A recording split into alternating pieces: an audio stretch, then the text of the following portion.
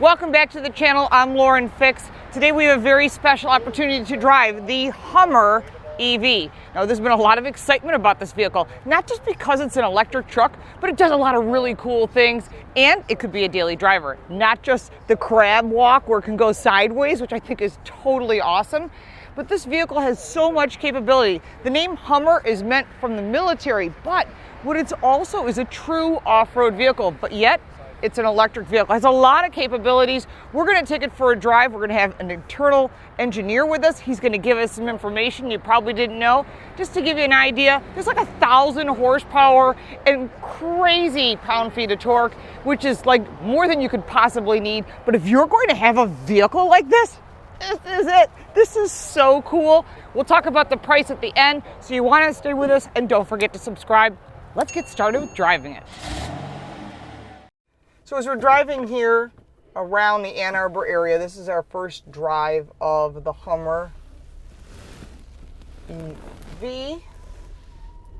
And we have an internal with us today. And he's going to give us some guidance on all of the great technologies. We get a small sampling of this. I'm sure once they come to production, we'll have another bite at the apple, as we say. Absolutely. Okay, this is fabulous. And this is running for North American Truck of the Year, or are we using SUV, or are we doing both? Truck, because you've got the one with the bed. Exactly. So as far as the vehicle itself, now just because people want to know the experience of driving this, the brakes are regen brakes, and just driving it around, you wouldn't even know that, because sometimes on these regens, you take your foot off the gas and it immediately draws down. I don't get that experience with this vehicle. So it's turned off right now. Okay. So if you want it, we can. It would be very aggressive if you want it. We have multiple levels. So you can get, call it 4 different levels of regen capability. So the most aggressive would be like a 1 pedal. Actually, they're all capable of 1 pedal, but the most aggressive is a fairly aggressive deceleration, actually about 0.4 of a G, which is quite aggressive. That is pretty aggressive. 0.4 of a G, if you're not used to that, could feel to the average person as you're being pushed through the windshield. Yeah. Yes. Actually, I'm going to have you start Super Cruise if you can here. It's just a switch there. Yep. Okay. Cruise brake, so I can take my hands off the wheel? You can. It's going to slow you down because we're going to get into there's traffic. Here. Okay, I'm curious what it's going to do. The green light's here. Of course, you want to grab the wheel naturally. Yep. But it is slowing down. Look, this is the same as an active cruise control, but I'm not touching the steering wheel. And you do have to keep your eyes on. I'm sure there's a tracker for your eyes. Exactly. They don't want you over here, reading a book or newspaper. You still have to keep your eyes on the road. It's good if you want to take a drink or something. Exactly. Now, I have used Super Cruise before, and if you want to see more, we have that on our channel. But as far as this vehicle itself, there's been a lot of excitement about HUMMER. And I know that they're slow to get to market, not your fault. It has to do with chips. But we will see these being delivered to people by the end of 21. Yeah, yep. Before this calendar year is over, we'll have keys in customers' hands, and we are on track still for that. So that has been our plan from the beginning, and nothing's changing there. In fact, this program is protected from a chip standpoint. Really? Yep. Does it allow you from the passenger seat to set the navigation? Yes. Because one of the most frustrating things for people is you're on the passenger seat. I go, hey, could you change the location? Yep. And I, as the driver, I'm not. But now I'm in a position where I can't. So that disable lockouts button that we pushed? Yes. That's allowing that functionality because it's recognizing I'm in the passenger seat. So if there was no one in the car but me, it won't allow for that. So it's supposed to, anyhow. You can select that right now. It's going to pop it up and when I'm here, but actually in the future we got an update coming where it'll be in your notifications and you can adjust it then. Nice. I like how the fact when you drive this thing, it doesn't feel like you're driving a gigantic vehicle. I mean, I've driven Escalades before and, any other brand that has a gigantic vehicle, and you feel like you're driving a tractor trailer.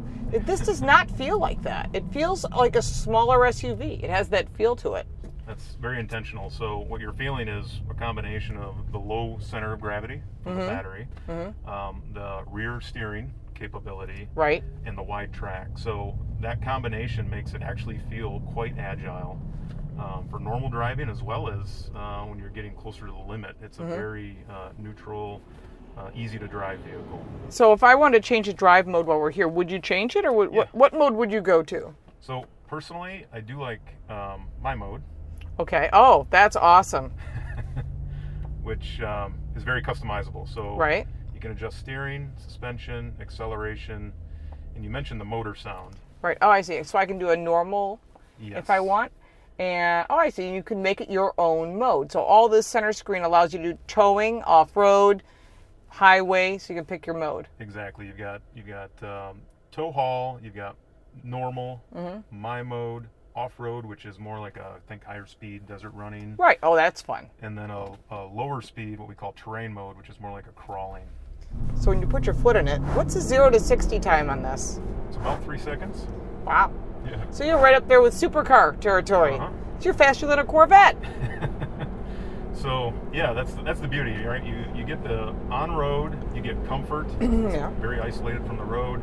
You get the performance. You know, if you were to take this to the drag strip and run that Watts to Freedom. Have you taken this to the drags?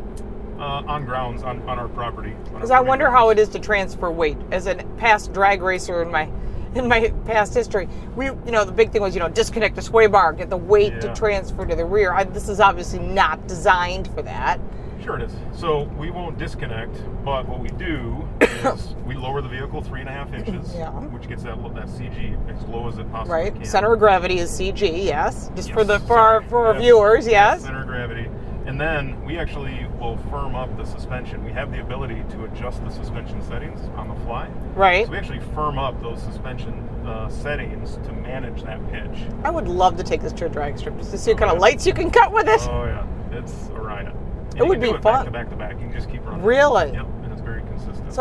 So I guess one of the big questions people have are what's the distance I can go on a charge? We haven't actually announced range yet for this vehicle because different tire sizes. We're just finalizing that. Yep, with so EPA. that hasn't been announced yet for tire sizes. Tire size has. This is edition 1. You get an 18-inch wheel with a 35-inch tire. That's a mud terrain. Right. Goodyear. Mm-hmm. That's going to be standard across the board for the first model year, but we're just finalizing those numbers with EPA. So you're going to go up to larger wheels and tire options? Larger wheels, same tire. OD. So it's still 35-inch. Yes, the overall diameter will still be 35, but you can get a 22-inch wheel. Okay, well that would be more of a street application because you'd want the 18-inch for off-road. You want that cushioning, that absorption, yeah. Otherwise you're going to have back adjustments. Exactly. That 22-inch tire is very efficient from a range standpoint, right? So that is definitely going to be your on-road tire. This one is very capable on-road, but is certainly purpose-built to keep you very capable off-road. So as far as this vehicle, as far as other things that consumers would want to know about the life inside, now, I was talking to one of your internal people, and they said that you had 10 cup holders. I know it's a kind of a joke because we always laugh about that, but the fact is, we live in the vehicle. I go in with a coffee and a water almost every day. Yeah. Yep. Yeah, we've got obviously 2 in the console. Each door has 2. You got more in the rear seat as well. I think that's important because you've got kids in back or people in back. Everyone comes with something, whether it's a metal bottle or whatever they're drinking, or a kid with a juice box. Yep, absolutely. Yeah, and a lot of times people don't have the bottle holders for that, but you do. You have a big enough for like a 1 liter, which I do appreciate. Yep. So as far as the handling, though, its handle's really flat. Yeah. And that's unusual. I mean, for just a vehicle of this size and this high off the ground, you would think it would have some pretty serious body roll, but I don't experience that. Yeah, and that is, again, one of the main contributors there is that low center of gravity from the battery, but also that adaptive ride control that we have is also performing roll support. So it's actively damping as you're turning and increasing forces as it needs to manage that body roll. It's a big knob for us to turn. Yeah, I see there seems to be a massive difference in what you'd expect. I mean, I think the expectations are, this is going to be really hard to drive, but actually it's really easy to drive. It's got a lot of great technology. You know, my initial impression with it, I know we're going to have a full drive coming up in the future, but my initial impression is this is really easy to drive. The brakes are great. The suspension absorbs everything. And I think maybe that's part of that, 18-inch wheel with the 35-inch tire. This is nice. I mean, it's totally, I've driven Hummers before. But this is a completely different experience, and I'm glad I had the opportunity to drive it, because it's one of those things not everyone got a chance to drive this vehicle, and looking at it is one thing, but driving it and some of the details, besides, of course, OnStar, which is exclusive to General Motors products, but just some of the neat things, like you can take the glass roofs off.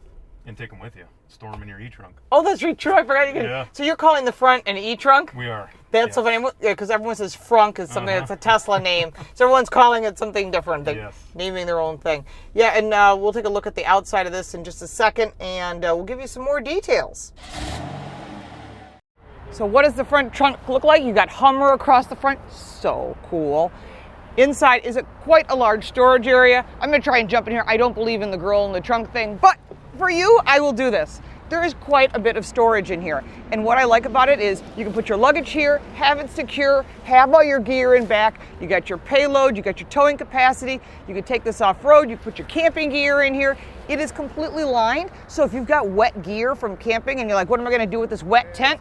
Put it in the front and you can dry it off when you get home. So I think they've really thought about who's using it and how they're gonna use it. At least I hope so. But I think, my gut tells me, most people that are using this, they're just going to drive it around and say, I've got the coolest vehicle on the road. Well, I have to say my experience was really impressive. You would think a vehicle like this would feel like a tank because it looks like one, but it doesn't. It had a really nice ride to it, and they made it feel like an SUV, which is not what you would expect. And if you want to take it off-road, you can change all the dynamics about this. You could even take this to the drag track. Like the engineer was saying, I was kind of chuckling, thinking, I don't know how you're going to transfer weight for those of you that are drag racing, but this is really an awesome vehicle. It looks cool. There are tons of accessories, and on top of that, this vehicle that they brought us to test drive here at the North American Car and Truck of the Year jury, if you've seen the GMC tailgate, this is the multi-tailgate. The same tailgate you see, because this is a GMC product. Where Hummer used to be a standalone name, GMC is the sub-name. So hence, they get to put this tailgate in. And I think that's great because if you need it, it becomes a full tailgate, and this is great. So you can use it as a truck, and the front area has a ton of storage as well.